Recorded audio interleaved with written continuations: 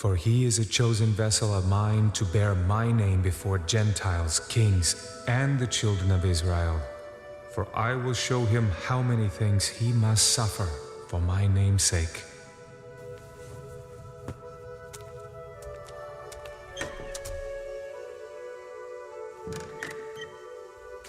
And Ananias went his way and entered the house. And laying his hands on him, he said, Brother Saul, the Lord Jesus, who appeared to you on the road as you came, has sent me that you may receive your sight and be filled with the Holy Spirit. Immediately there fell from his eyes something like scales, and he received his sight at once. And he arose and was baptized.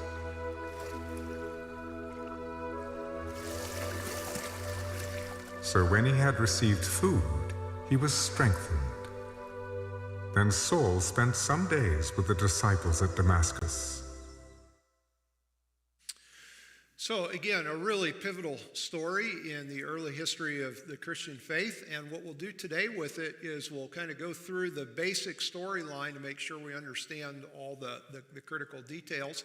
And then we'll take a look at some of the things that we might tend to miss in this story just as we cursorily read it. So the key character in the story is a man named Saul.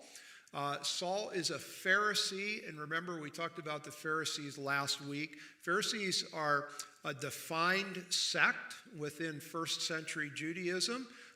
They are very committed to preserving Judaism and its classical teachings. You know, always when I heard about Pharisees growing up, you know, I pictured sort of sinister looking people wearing black robes and pointed hoods and going around just scorning at everyone.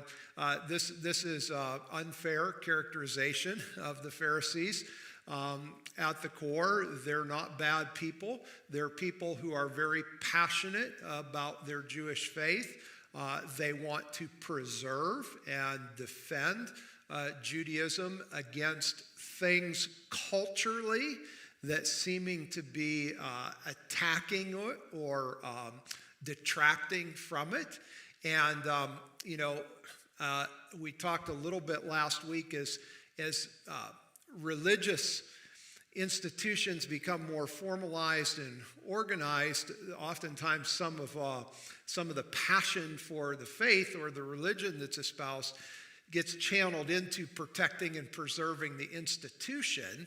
And this seems to be what has happened by the time we get to first century Judaism. So you have groups like the Pharisees who are very committed to maintaining the structure and the order of the Jewish faith. I'm pretty certain I would have been a Pharisee had I lived in the first century, and probably many of you would have been also.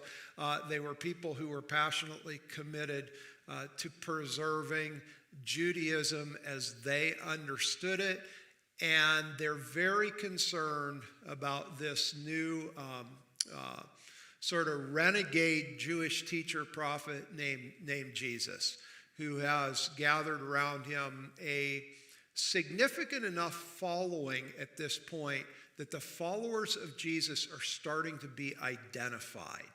And they're not being identified by the name Christian. This won't happen till later. They're being identified right now as followers of the way. Followers of the way. And maybe that term comes from the fact that Jesus said that, he said, I am the way, the truth, and the life. Perhaps his early followers started to be identified as followers of the way because of that statement. Pharisees are concerned because central to Jesus' teaching, as we saw last week, was that the message of God's love was not just for a particular group of people.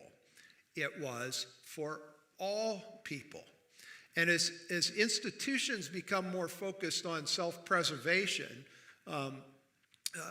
one of the things that naturally happens is you have to define who is not you. You have to define who is not part of your group, who almost you are against. And the Pharisees in the first century had begun to do that, begun to identify who was excluded. And Jesus, as we saw last weekend, he totally challenges that in the calling of Levi, the tax collector. He says that the invitation is for everybody. So Saul, as a Pharisee, is rightly concerned about these followers of Jesus who hold to these ideas.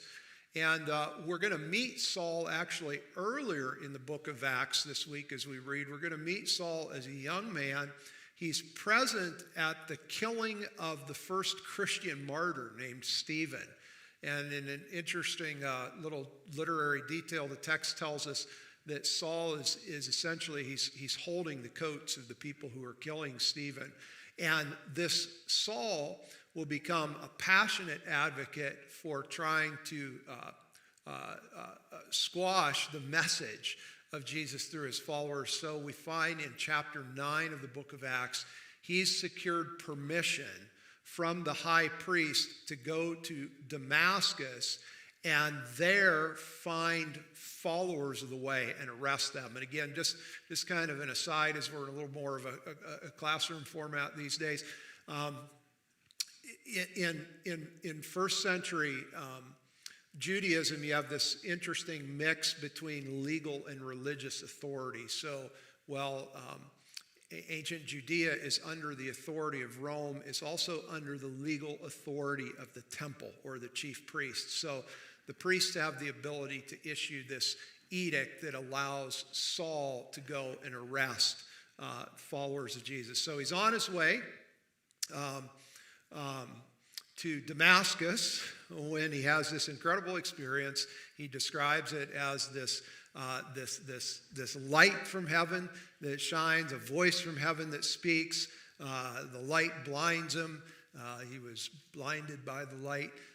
The song has no reference to Saul's conversion, but it is a pretty neat song. And he hears this voice speak to him saying, Saul, Saul, why are you persecuting me?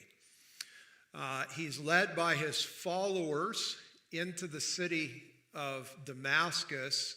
And again, you still have to appreciate the literary richness of the text. Fascinating little detail. He's led to the house of a man named Judas who lives on Straight Street. You've got this big sort of global narrative, and all of a sudden it says, and we took him to Rick's house over on Water Street. This little detail, Judas is a really common name in first century Judaism, so there's nothing to be made about the name, and Straight Street, it's just the name of the street. Nothing to be made about the name there either. It's just a fascinating little detail the author inserts into the narrative. And at the same time, God is appearing to Saul in this light. He's also appearing to another person, a person named Ananias, who is apparently a follower of Jesus. He's one of the members of the way. He's one of the people Saul is on his way to Damascus to arrest, no doubt. And Ananias is spoken to by God, and God says, I want you to go and welcome this guy named Saul into the family. And I want you to help him with his physical need of receiving his sight again and his undoubtedly spiritual confusion that's happening in his mind right now. I want you to go help my Saul. And Ananias says, I don't think so, because Ananias certainly knows about Saul. He probably has heard the story of Stephen's martyrdom and Saul's participation in it. Ananias is no doubt afraid, but there's something way bigger going on than Ananias' fear. It's not just his fear that keeps him from wanting to go help Saul. It's his animosity or likely his hatred of Saul that keeps him from going. Saul is a sworn enemy to followers of Jesus. He would be a sworn enemy of Ananias's. And, there's another story in the Bible. If you grew up maybe in church, you've heard this story, see if you can identify it. There's another story in the Bible about a person who was told by God to go to a group of people that he didn't like. And he ran the other direction, first seemingly out of fear, but then the story reveals it's really not out of fear, it's out of hatred. What's the story that I'm thinking of? The story of Jonah. Yeah, and a clear parallel here between Ananias and Jonah. Jonah doesn't want to go to the Ninevites, not because he's primarily afraid of the Ninevites. He doesn't want to go to the Ninevites because he doesn't like the Ninevites. Ananias doesn't want to go help Saul because Saul's a bad, evil person, and you don't go to help or serve your enemies. But God says to Ananias, go, and Ananias might not think much about Saul, but he apparently thinks a lot about God, so he goes. And he greets Saul with these shocking words, brother Saul. Brother Saul, this incredible greeting of welcome and affirmation. Brother Saul, he seemingly prays for Saul, that Saul would receive his sight, and probably a lot more going on there than just physical reception of sight, but an enlightening of a spiritual understanding of who Jesus is and what this is all about.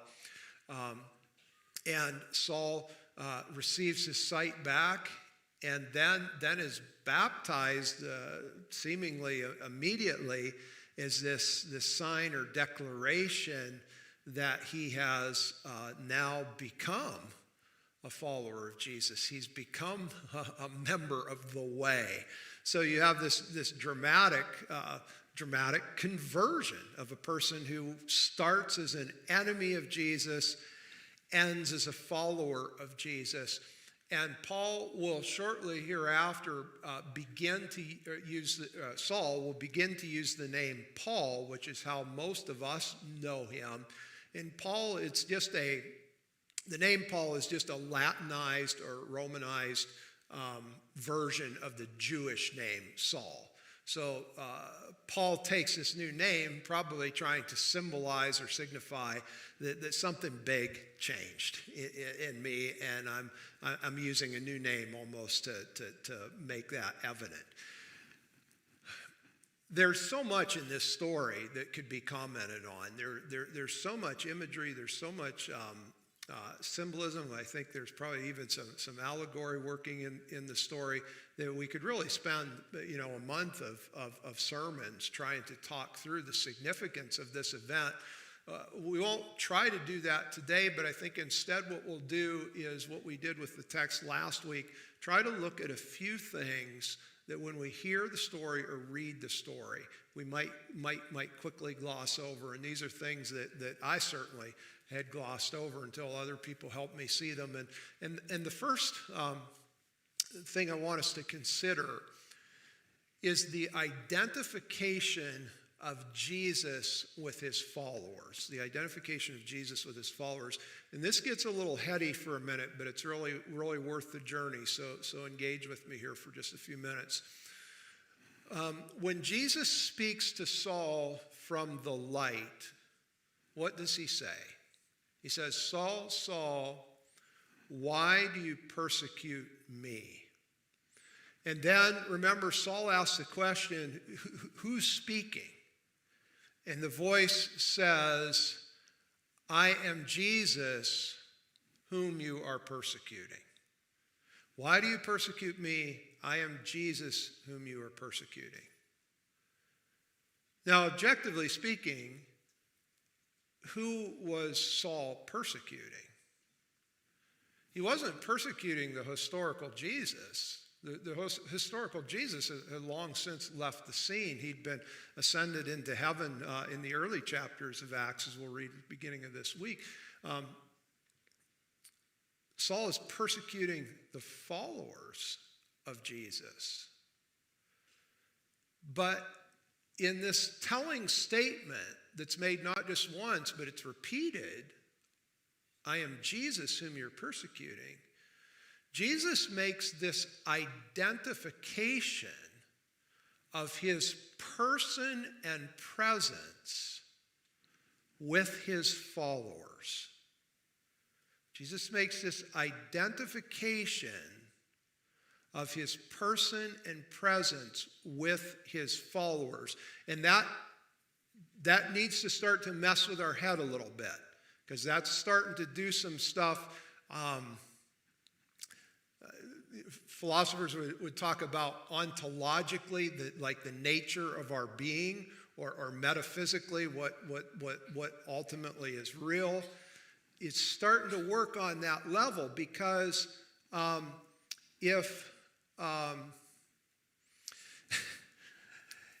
if you took your car into the shop tomorrow morning, if you took it over here to Walker's and you had them do some, had them replace your tires, and they did that, and 3 days later, I went into Walker's and I said to them, I had my car in here on Monday and you replaced all 4 of my tires.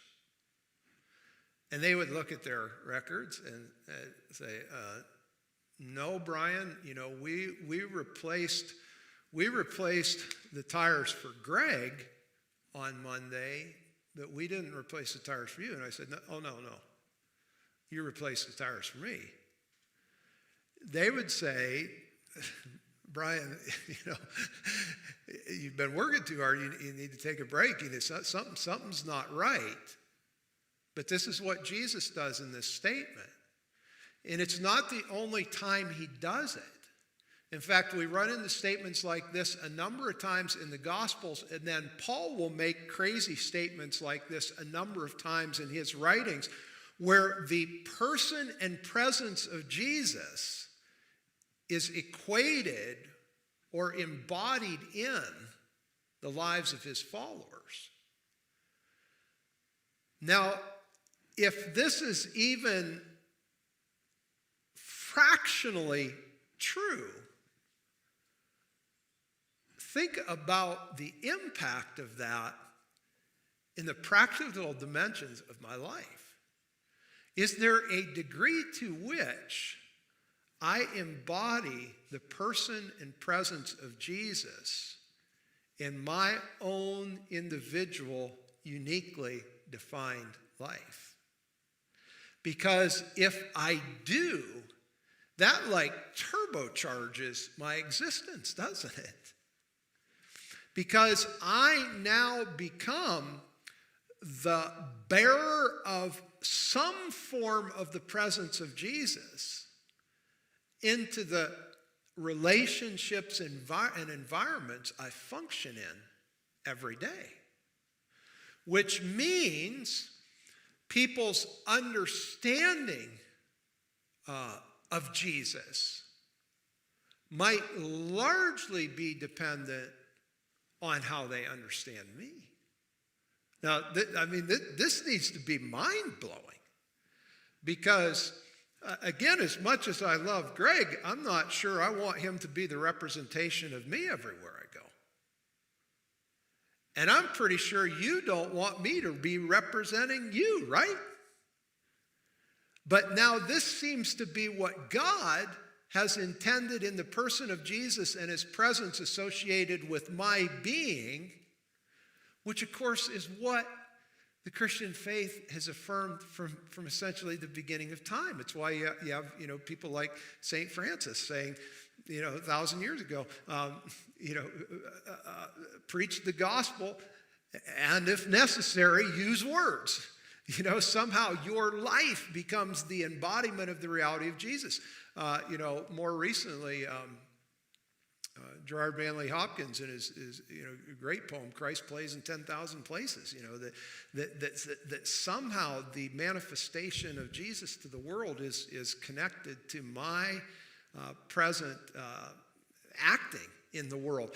And this brings us to the second point of the story. This is exactly what Ananias does for Saul. This is exactly what Ananias does for Saul. Ananias becomes the embodiment of Jesus Christ to Saul. And we see that in what Ananias does. First of all, the greeting, Brother Saul. Now think about it. This is Ananias' sworn enemy. Think about somebody that you, from a human perspective, justly loathe. Maybe someone who's done something so wrong, so unjust to you, that you viscerally can't stand that person. And now you give this greeting, brother or sister, welcome to the family type of thing. But this is what Jesus did, right? This is what Jesus did with Levi. And then isn't it fascinating that Ananias helps Saul receive his sight? So what's one of the primary healing stories that we've encountered in Luke's gospel? We're going to encounter it in all three gospels, or all four gospels. Jesus helps the blind see. And again, great image that Jesus helps people see more than just physically, but helps them see ultimate reality. Now what's Ananias do? He helps Saul receive his sight. He acts in essence as Jesus would act. Welcomes Saul, helps Saul see. Ananias is the embodiment of Jesus in this moment in Saul's conversion. And just as fascinating as what Ananias does, did you catch what he doesn't do? Am I the only one who is bothered? That, Ananias doesn't walk Saul down the Romans road, which depending on your background you came out of, that might not even mean anything to you. But, he hasn't taken him down the Romans road because Saul hadn't yet written the book of Romans. But that regardless of the point, there's no theological cajoling of Saul. There's no, Saul, you've got to make a decision in this present moment. There's no explanation of what Ananias does. Ananias only acts. And somehow through the actions of Ananias and the revelation of Jesus supernaturally to Saul, there's this transformation of Saul's heart, which leads me to believe we make this whole business of helping other people encounter God or enter a relationship with God through Christ. We make it way too complicated. Because it's as Ananias acts as the embodiment of Jesus, and the supernatural witness of Jesus is manifest to Saul, you have this transformation of Saul's heart. And the transformation is 180 degrees, isn't it? From an enemy of Jesus to a follower of Jesus, and that's the third point we want to make. This is what God does. These kind of radical transformations is what God accomplishes, and this radical welcome of people seemingly furthest from God into now the family of God is what God is all about. And I think kind of the real takeaway from this is that while most of us intellectually believe that to be true about God, and while most of us would even believe that to be true for other people, that God loves all people, that God can transform seemingly the person furthest from him, while we believe that for others, we do struggle believing that for ourselves. We do struggle believing and living in the reality that God infinitely loves me, that God is welcoming me all the time into his presence when I'm seemingly worthy of that and when I'm not. That God is passionate about me when I think he should be and when I think he shouldn't. This radical love of God for all people, including ourselves, seems to be a hard one sometimes for us to get our arms around. So there's this practice in ancient Judaism, and it's picked up by the Christian church still to this day, that had one of its objectives of helping people understand this infinite love of God for us. And it was the practice of a priest or a minister pronouncing a blessing on the congregation. And the idea behind the blessing was that everybody receives it, whether they seemingly deserve it or not. So, in a present-day church service, if we pronounce a blessing or a benediction, we don't go through the congregation and say, you stay, you better go, you stay, you can go, you go, you go. No, it's for everybody. So as I receive it, it reminds me that, even in my state of seeming unworthiness, I'm worthy of the unconditional favor of God. So today we're going to close the service by singing a song that reminds us of that blessing. And then we're going to take a moment to pray for the things that are the greatest concerns to us in this moment, as a way of reminding ourselves that if God was on Saul's side, even when Saul was persecuting Jesus' followers, God's on my side in this moment, and I can lean into and rest in his blessing and his power.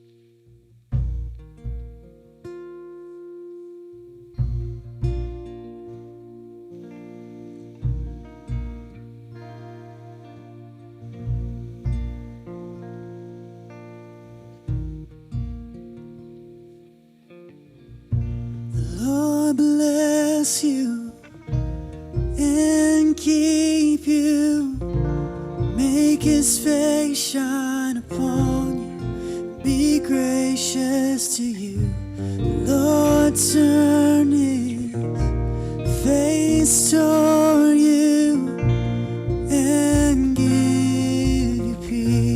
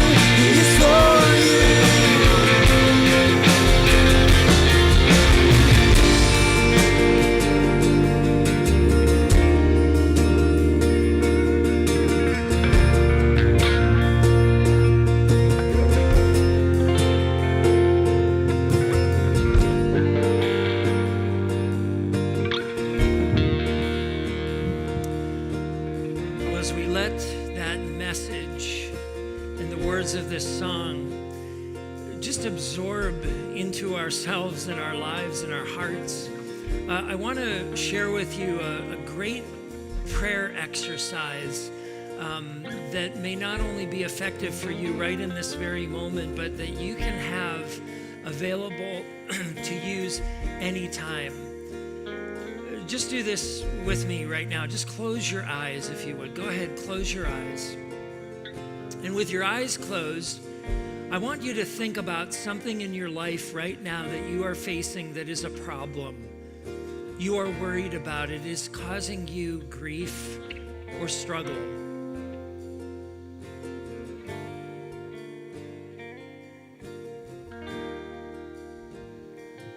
And keeping your eyes closed, you've identified that worry or that problem. Next, I want you to do this. To take 10 or 12 seconds right now and talk to God about it. You've identified it. Give it to Him. Tell Him that you want Him to be a part of it, and take that and do what He needs to do with it. Just take 10 or 12 seconds right now and do that.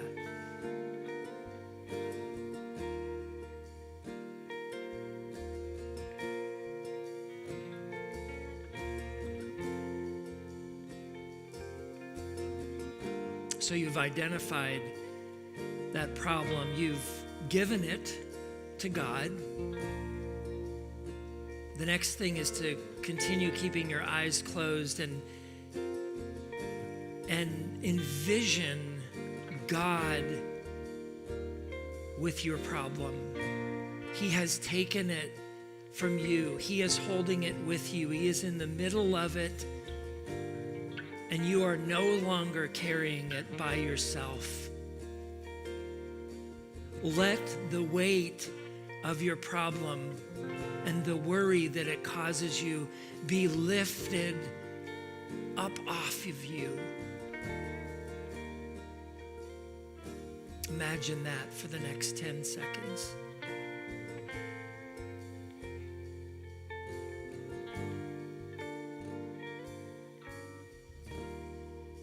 And then finally, again with your eyes closed, as you consider identifying that problem, giving it to God, knowing that He has taken it, think about one thing, can be anything, that you are thankful for today. And take a few seconds and just let God know that.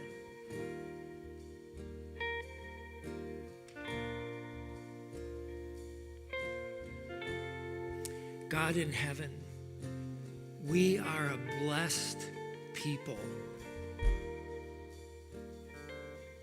because you have invited us to come into your presence today.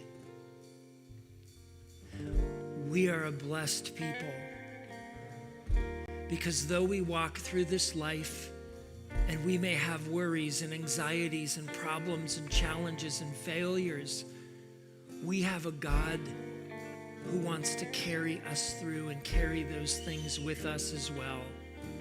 And we rejoice of that truth today. And so God, as we have practiced that way of prayer in this very moment, may it be something that we remember to do in the days, weeks, months, years ahead.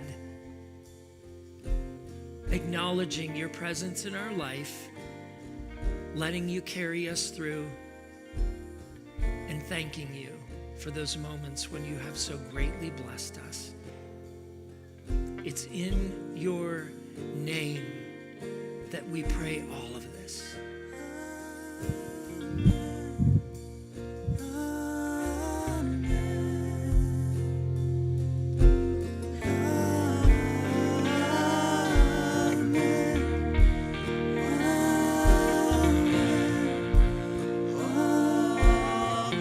Lift it up softly to Him. Sing.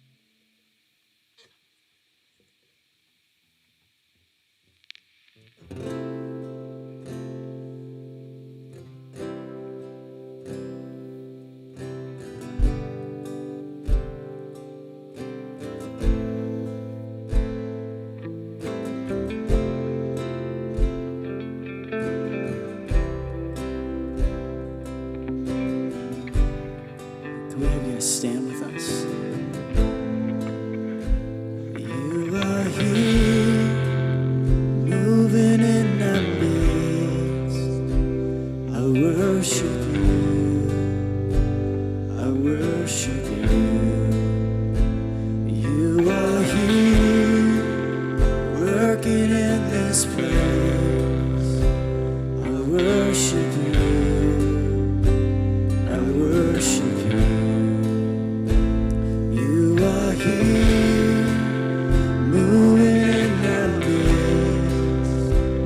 I worship you. I worship you. You are here, working in this place. I worship you. I worship you. Sing with me. You are miracle worker, promise keeper, light in the darkness. My God, that is who you are. We sing. Miracle worker, promise keeper, light in the darkness. My God, that is who you are. You are here, touching every heart. I worship you. I worship you. You are here, healing every heart. I worship you. I worship you. You are here, turning lives around. I worship you. I worship you. You are here, mending every heart. I worship you. And I worship you. You are waymaker, miracle worker, promise keeper, light in the darkness. My God, that is who you are. You are waymaker, miracle worker, promise keeper, light in the darkness. My God, that is who you are. That is who you are. That is who you are. That is who you are. That is who you are. That is who you are. That is who you are. That is who you are. That is who you are.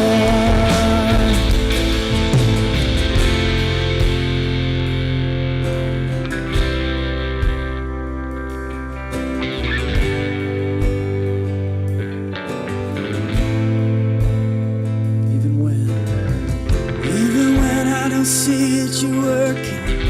Even when I don't feel it, you're working. You never stop working. You never stop working. Even when I don't see it, you're working. Even when I don't feel it, you're working. You never stop working. You never stop working. Waymaker, miracle worker, promise keeper, light in the darkness. My God, that is who you are.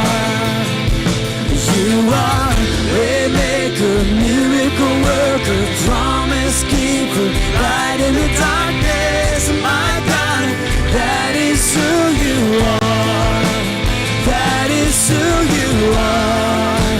That is who you are. That is who you are. That is who you are. That is who you are. That is who you are.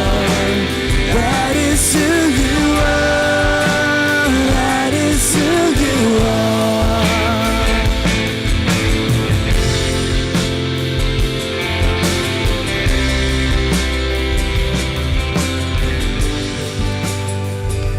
Well, thank you so much for being with us today and worshiping with us. As you go from this place, may the Lord bless you and keep you. May his face shine upon you, and may he give you his peace, and then spread that peace around in the week ahead. God bless, and we'll see you right back here next weekend. Have a great week.